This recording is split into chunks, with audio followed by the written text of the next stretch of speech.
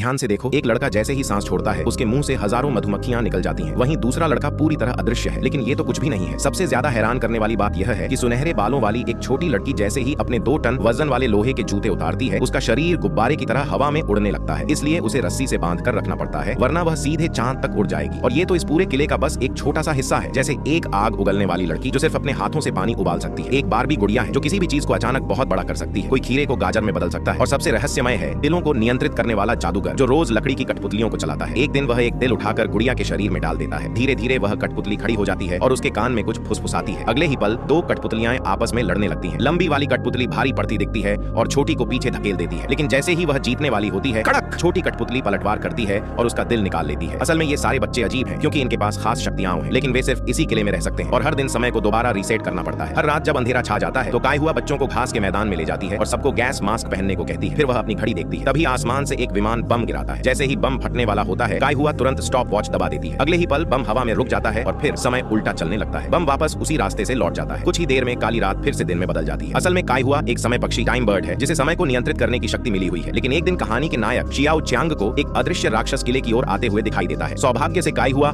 पहले से तैयार थी। जैसे ही राक्षस सामने आता है, वह धनुष से तीर चलाकर उसे मार गिराती है। दरअसल चियाओ च्यांग की खास शक्ति यह है कि वह उन अदृश्य राक्षसों को देख सकता है जिन्हें कोई और नहीं देख पाता। लेकिन इससे पहले कि वह कुछ समझ पाता, राक्षसों का सरदार उसे पकड़कर ले जाता है और कायहुआ को धमकी देता है कि वह फिर से समय पक्षी बने। बच्चों की जान बचाने के लिए मजबूर होकर कायहुआ खुद को समय पक्षी में बदल लेती है और पिंजरे में बंद हो जाती है। असल में राक्षसों का मकसद सिर्फ एक प्रयोग था। वे समय पक्षी से समय को नियंत्रित करने की शक्ति निकालना चाहते थे ताकि वे अमर बन सके।